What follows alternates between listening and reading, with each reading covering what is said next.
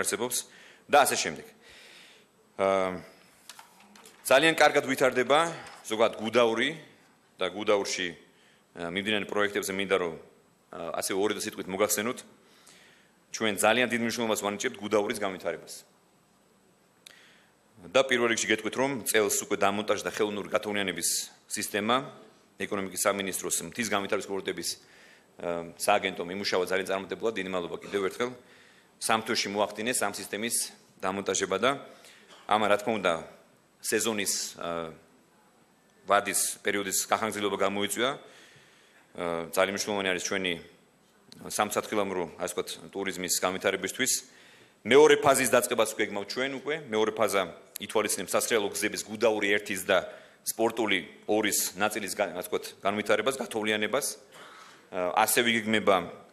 ხელოვნური ტბის მშენებლობა რომელიც ასევე მნიშვნელოვანი იქნება და ბუნებრივ უფრო მიმზიდველს გახდის გუდაურს გასწრაფად და ტურისტებს საფხულშიც მოიზიდავს მნიშვნელოვანია რომ ტურისტებისთვის ეს მხარე იყოს მიმზიდველი ასე ვთქვათ საფხულშიც და არ მხოლოდ ზამთარშიც გუდაურს შენდება ასევე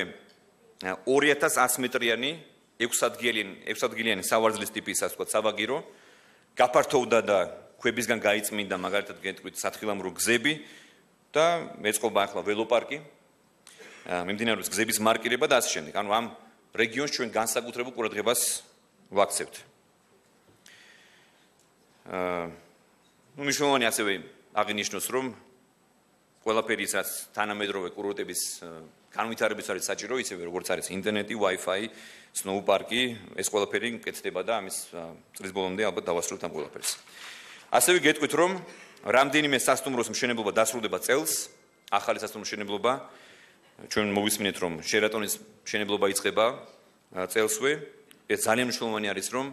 ესე იგი ინტერესი გუდაურის მიმართ სულ უფრო და უფრო მზარდია და ამას ჩვენ მივესალმებით. უნდა აღინიშნოს რომ გუდაურს და საერთოდ ამ რეგიონს ტურიზმის განვითარების ძალიან დიდი პოტენციალი აქვს და მე მინდა კიდევ ერთხელ მოგიწოდოთ ბიზნესმენებს რომ ამ მიმართულებით აქტიურად დავინტერესდეთ. ჩვენ მაქსიმალურად ხარჯს დაგიდგებით. ის რაც ჩვენი გასაკეთებელია, ის იქნება ინფრასტრუქტურა თუ სხვა